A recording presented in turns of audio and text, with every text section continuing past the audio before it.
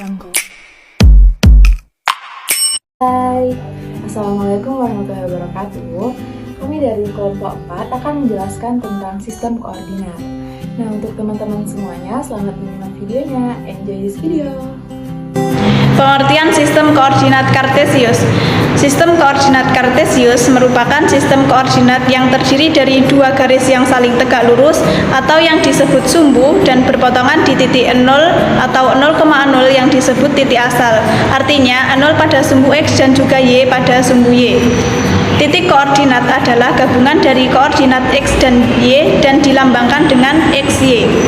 Garis yang mendatar dinamakan sumbu X.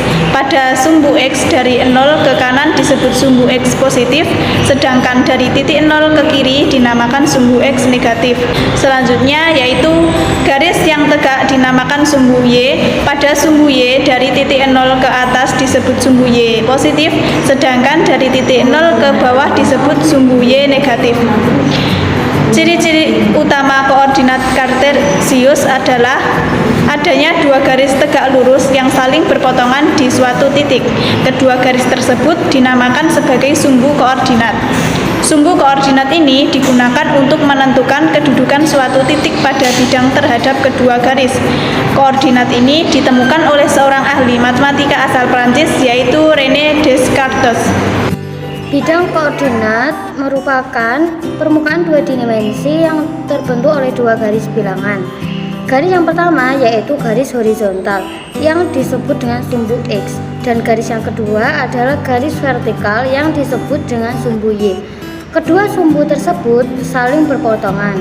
Pada perpotongan dua sumbu tersebut terdapat titik yang biasa disebut dengan titik origin atau yang biasa dilambangkan dengan huruf O.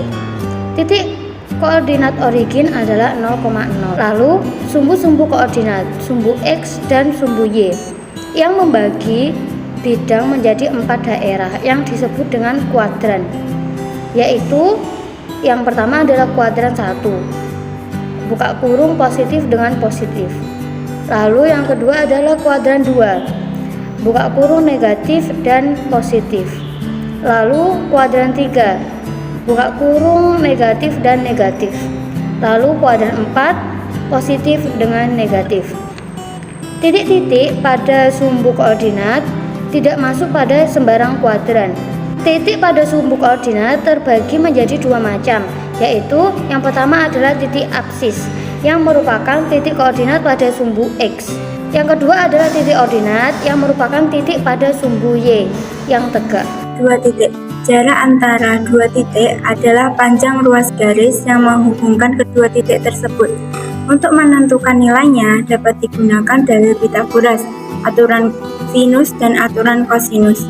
Bila diberikan dua titik berlainan pada bidang, jarak keduanya adalah panjang ruas garis yang menghubungkan kedua titik tersebut. Misalkan pada P1, X1, Y1 dan P2, X2, Y2. Dua titik pada bidang melalui titik ditarik garis sejajar dengan sumbu X, dan melalui titik P2 ditarik garis sejajar sumbu Y. Kedua ruas ini berpotongan di titik T. Maka segitiga P1T P2 adalah segitiga siku-siku. Panjang ruas P1T sama dengan X2 dikurangi X1, dan panjang ruas garis P2T sama dengan Y2 dikurangi Y1. Ada permasalahan yang kedua, yaitu dihadapkan dengan koordinat Kartesius, yaitu pada soal perintah berikut dijelaskan bahwa ujung memiliki sebidang tanah pembisahan. Tanah tersebut akan digunakan sebagai tempat penyimpanan bibit cabai jika digambarkan secara sederhana pada koordinat Kartesius. Titik tanah, maka P dalam kurung 2,9, I dalam kurung 10,9, dan S sama dengan 2,9 dan S sama dengan 10,3. Maka tentukan bentuk tanah tersebut. Yang dicari adalah bentuk tanah, maka kita akan mencari P, Q, R, dan S. Titik Kartesiusnya koordinatnya ke sini akan berada di mana? dan lokasinya itu diketahui P2,9. Maka kita cari dari sudut P2 di sini. Dan 9-nya sumbu Y maka P itu kita letaknya di sini. Dan yang kedua adalah I, yaitu 10,10-nya di sini. Oke, 10Y dan letak 9-nya itu.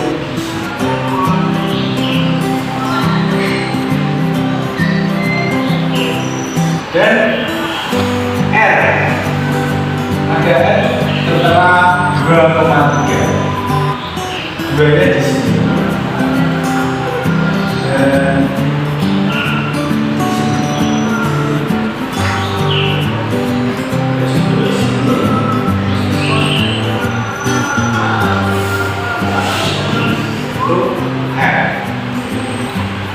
untuk yang S dari 10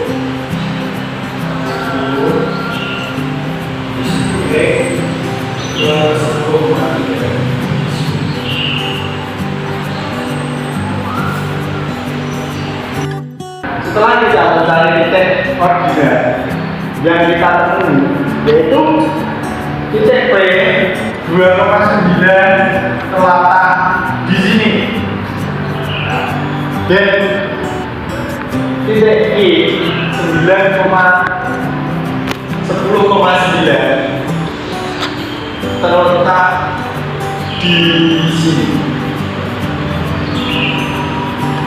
dan titik R 2,3 terletak di sini,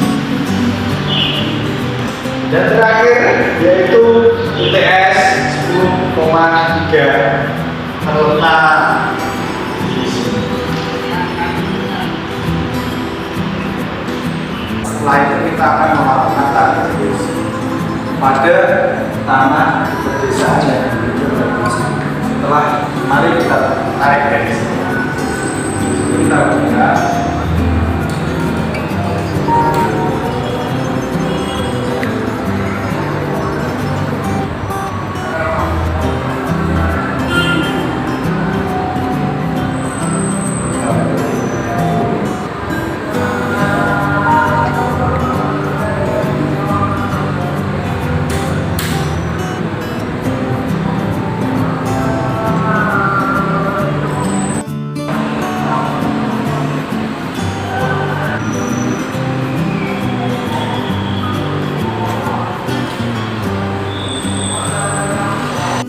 Setelah kita menggabungkan titik tanah di pedesaan Rinjani memiliki bentuk persegi panjang. Ini persegi panjang.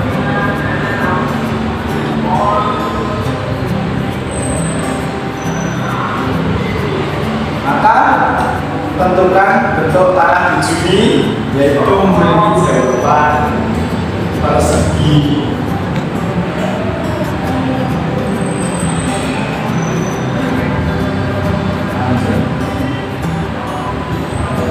Setelah itu, apa sih masalah yang sering terjadi atau yang dihadapi oleh siswa setelah melihat contoh di sini? Maka siswa sering mengalami kesulitan atau kebingungan karena dihadapkan pada konteks kesehariannya. Siswa itu menghadapi masalah-masalah matematika yang biasa. Nah, di sini itu kita itu sampai kan disuruh mencari titiknya itu sangat susah bagi siswa untuk menggambarkan atau mencarinya, karena siswa itu setiap harinya itu hanya disuguhkan konsep-konsep belajar. Selanjutnya, menentukan letak pada garis koordinat kartesius. Kita akan menentukan letak titiknya. Untuk yang pertama, bagian A min 3,7. Selanjutnya kita kuadran 2, kita ambil dari garis E min 3 dan garis Y yaitu 7.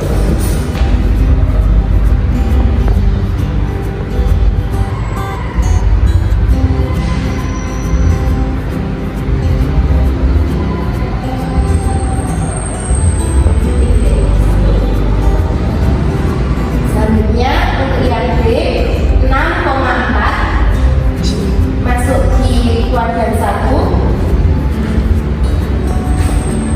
garis X-nya 6, sedangkan garis Y-nya 4.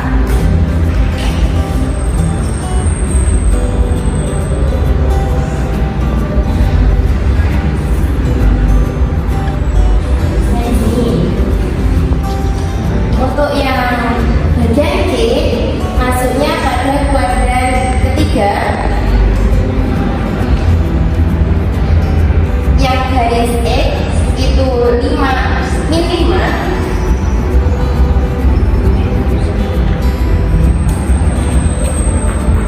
dan garis yang D yaitu min 3.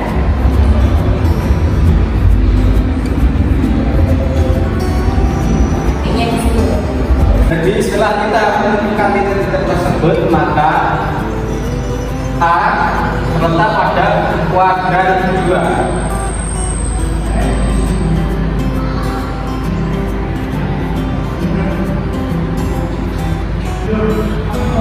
Yang B termasuk ke kuadran pertama, yang ini.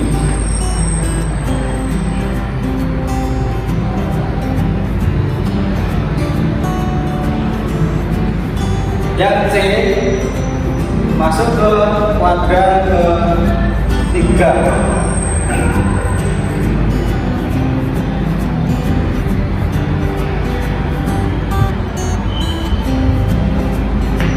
Soal selanjutnya dari titik koordinat yaitu yang sudah ada di sini. Pada soal diketahui bahwasanya rumah baru Deva berada di titik koordinat 7 dan 6. Berarti 7, 6. Terus rumah Farel, sedangkan rumah Farel berada di titik koordinat min 1, dan 6. Itu berada di sini. Dari koordinat di sini dapat kita lihat bahwa posisi rumah Farel dan rumah baru Deva yaitu berada di sumbu X yang sama, yaitu 6. Jadi, jarak yang harus ditempuh Farel untuk sampai ke rumah baru Deva yaitu dengan cara satuan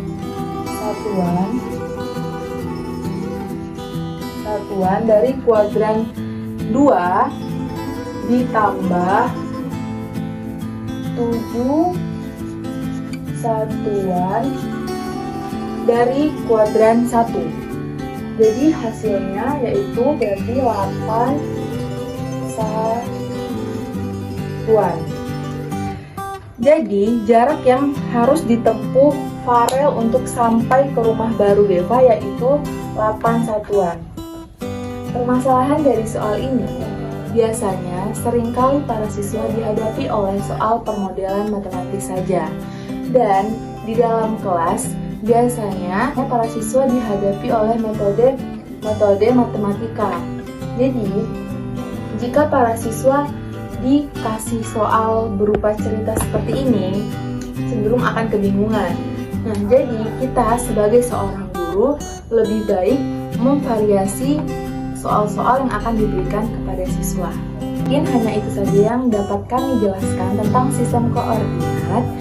Semoga apa yang telah kami jelaskan dapat dipahami oleh teman-teman semuanya. Kurang lebihnya kami mohon maaf. Wabillahi taufiq wal hidayah. Wassalamualaikum warahmatullahi wabarakatuh. See you.